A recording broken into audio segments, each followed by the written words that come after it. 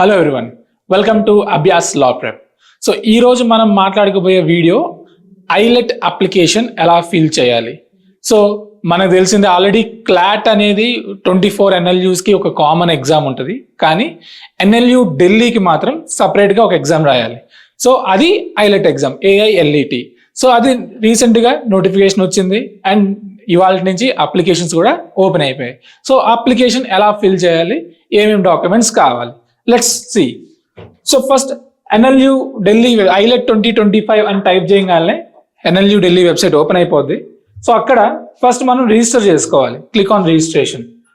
Registration చేసుకున్నప్పుడు first basic details కొన్ని మనం ఇవ్వాలన్నమాట. ఇక్కడ ఫస్ట్ మన నేమ్ అండ్ మన ఈమెయిల్ ఐడి. సో మన ఈమెయిల్ ఐడియే యూజర్ లాగిన్ కింద ఇస్తారు కాబట్టి ఫంక్షనింగ్ ఏదైతే మీకు రెగ్యులర్గా యూజ్ చేస్తారో ఆ ఈమెయిల్ ఐడి ఇవ్వండి. And applicant type Indian national లేదా ఫారినర్, అంటే మనం ఫారిన్ నేషనల్స్ అయి ఉండొచ్చు లేదా ఇండియన్సే ఫారెన్లో ఉంటున్నట్టు NRIs అయి ఉండొచ్చు. సో ఎవరైనా అదే. సో ఇండియన్ నేషనల్కి ఒక టైపు, ఫారిన్ నేషనల్కి ఒక టైపు. సో ఇక్కడ ప్రాపర్గా సెలెక్ట్ చేసుకోండి. చేసుకున్న తర్వాత ఇండియన్ నేషనల్ రిజిస్ట్రేషన్ అయిపోయిన తర్వాత నేను ఆల్రెడీ రిజిస్టర్ అయి ఉన్నాను కాబట్టి మళ్ళీ నాకు ప్రొసీజర్ రాదు. సో రిజిస్ట్రేషన్ అయిపోయిన తర్వాత మళ్ళీ లాగిన్ డీటెయిల్స్ అడుగుతుంది. సేమ్ మన మెయిల్కి ఒక పాస్వర్డ్ వస్తుంది. మనకి ఇవ్వాల్సిన basic details email ID, name and Indian నేషనలా ఫారిన్ నేషనలా, ఈ బేసిక్ డీటెయిల్స్తో మన మెయిల్ ఐడికి ఒక పాస్వర్డ్ OTP వస్తుంది. యూజర్ నేమ్ వాళ్ళు జనరేట్ చేస్తారు. అది తీసుకొని మళ్ళీ ఇక్కడ మనం సబ్మిట్ చేసుకోవాలి. సో యూజర్ నేమ్ మన ఈమెయిల్ ఐడి అండ్ పాస్వర్డ్ మన మెయిల్కి వస్తుంది. సో లాగిన్ చేసిన తర్వాత కొద్దిగా డిఫరెంట్గా కనబడుద్ది మనకి. ఇక్కడ అప్లికేషన్ నెంబర్ ఇస్తాడు, కానీ ఇక్కడ నాట్ అప్డేటెడ్ ఇస్తాడు. కానీ ఇక్కడ మనం ఏం చేయాలంటే సబ్మిట్ అప్లికేషన్ ఫామ్, అప్పుడు మనకి డీటెయిల్స్ అడుగుతారు. So first submit application form కొట్టిన తర్వాత మన కాంటాక్ట్ డీటెయిల్స్ కానీ క్వాలిఫికేషన్ డీటెయిల్స్ కానీ డిక్లరేషన్ అన్నీ కూడా ఇక్కడ వస్తాయి. సో ఇక్కడ మన ఇమేజ్ అండ్ మన సిగ్నేచర్ అండ్ ఇక్కడ ఇంకోటి ఏంటంటే కోర్స్ ప్రిఫరెన్స్. ఇంతకు ముందు ఓన్లీ ఐలెట్లో BA LLB మాత్రమే ఉండేది, బట్ ఈసారి నుంచి BCom LLB కూడా లాంచ్ చేశారు. కానీ BCom LLBకి హాస్టల్ ఫెసిలిటీ ఉండదు, ఓన్లీ డే స్కాలర్స్ మాత్రమే.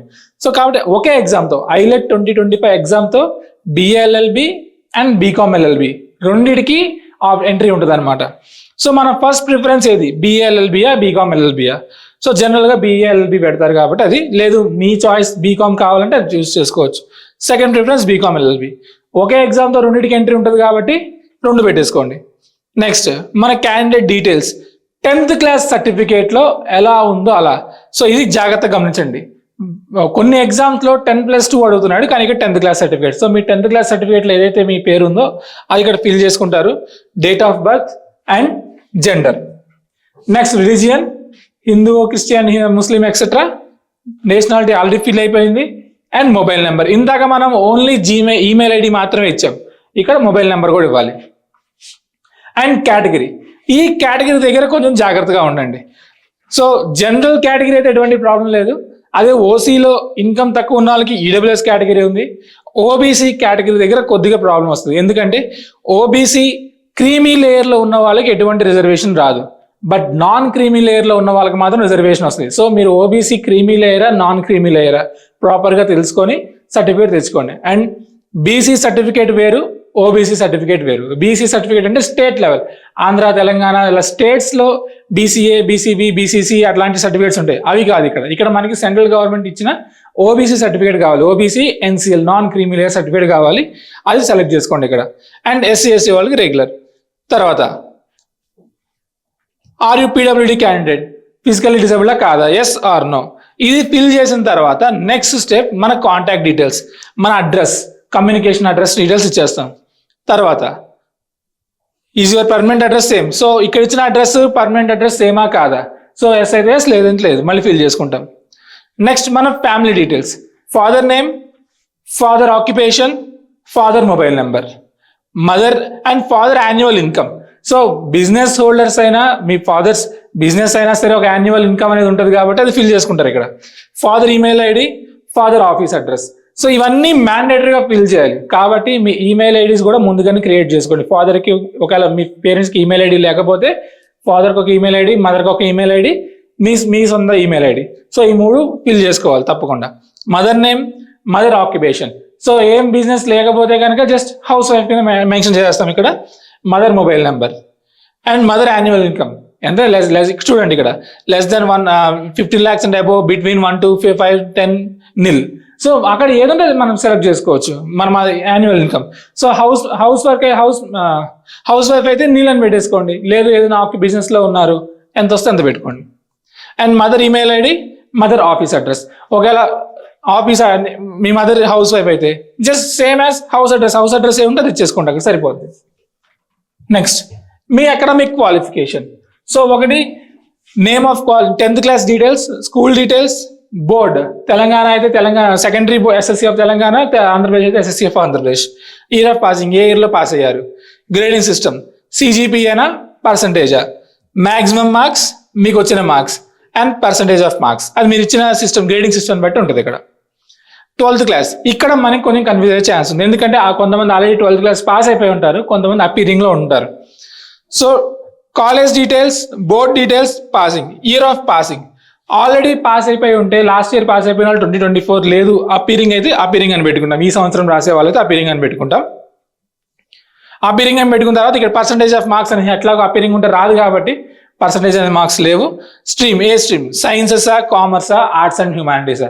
సో ఎంపీసీ వాళ్ళైతే సైన్స్ అని పెట్టుకుంటారు, ఎంఈసీ వాళ్ళైతే కామర్స్ అని పెట్టుకుంటారు, హెచ్ఈజీ ఇంకా అట్లాంటివి అయితే ఆర్ట్స్ అండ్ హ్యూమానిటీస్ పెట్టుకుంటారు. నెక్స్ట్ మార్క్స్ అప్డేట్, ఇవన్నీ ఇంకా మనం ఎగ్జామ్ రాయలేదు కాబట్టి ఏముండదు.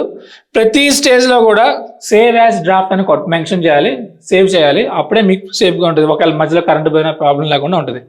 Next finally declaration. సో ఇచ్చిన డేటా మొత్తం జెన్యూన్ డేటా, వ్యాలిడ్ డేటా అని ప్రూవ్ చేయడానికి ఇది ఒక డిక్లరేషన్. సో క్లిక్ చేసిన తర్వాత finally submit application form. Submit చేసిన తర్వాత పేమెంట్ పేజ్ ఓపెన్ అవుతుంది. పేమెంట్ పేజ్ ఓపెన్ అయితే మీకు పేమెంట్ చేసుకుంటే ఇంకా మీ అప్లికేషన్ సబ్మిట్ చేసినట్టు. సో మీరు ఇక్కడ తీసుకోవాల్సిన జాగ్రత్తలు ఏంటి, ఇక్కడ రిజర్వేషన్ దగ్గర జాగ్రత్తలు తీసుకోండి. ఓబీసీ నాన్ క్రీమీ లేయరా కాదా ఇలాంటివన్నీ.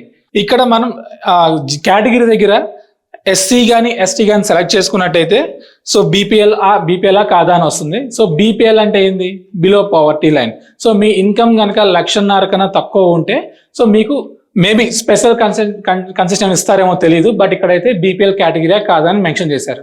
అది ఒకవేళ మీ ఇన్కమ్ కనుక సపోజ్ మనకి ఏపీ తెలంగాణ అనేది వైట్ రేషన్ కార్డ్ అని ఉంటుంది. సో వైట్ రేషన్ కార్డు ఉన్న ప్రతి ఒక్కరు కూడా జనరల్గా బీపీఎల్ కేటగిరీ కింద వస్తారు. కానీ ఒకవేళ డాక్యుమెంట్ అడిగితే ఏం ప్రూఫ్ ఇవ్వాలంటే ఇన్కమ్ సర్టిఫికేట్ స్పెషల్గా తెప్పించుకోవాలి. సో ఆ వైట్ రేషన్ కార్డు తీసుకెళ్లి మనం మీ సేవలో చూపిస్తే మాకు ఇన్కమ్ సర్టిఫికేట్ కావాలి అంటే వాళ్ళు ఇచ్చేస్తారు. దాన్ని బీపీఎల్ సర్టిఫికేట్ కింద మనం మెన్షన్ చేయొచ్చు. సపోజ్ బీపీఎల్ సర్టిఫికేట్ ఎస్ అని పెడితే ఇక్కడ మళ్ళీ అప్లోడ్ ద సర్టిఫికేట్. కాబట్టి ఇన్కమ్ సర్టిఫికేట్ అనేది మీ దగ్గర ఉండాలి. సో అది 1,50,000 లోపు ఉంటే బీపీఎల్ కింద జనరల్గా కన్సిడరేషన్ అవుతుంది. సో కాబట్టి దాన్ని బేస్ చేసుకుని ఒకవేళ మీరు ఎస్సీ ఎస్టీ క్యాండిడేట్స్ అయితే కనుక బీపీఎల్ ఇన్కమ్ తక్కువ ఉంటే కనుక ఆ సర్టిఫికేట్ తెచ్చుకొని అప్లోడ్ చేసుకోండి. మేబీ తర్వాత ఏమైనా బెనిఫిట్స్ ఉండే ఛాన్సెస్ ఉన్నాయి. సో ఇది మనం తీసుకోవాల్సిన జాగ్రత్తలు ఈ ఐలెట్ అప్లికేషన్ ఫిల్ చేసేటప్పుడు. సో కాబట్టి డీటెయిల్స్ ప్రాపర్గా ఫిల్ చేయండి, సబ్మిట్ చేయండి. ఇంకేమైనా డౌట్స్ ఉంటే కామెంట్ సెక్షన్లో అడగండి, లేదా అభ్యాస్ లోపల మీరు ఎప్పుడైనా కాల్ చేయొచ్చు. So thank you, all the best.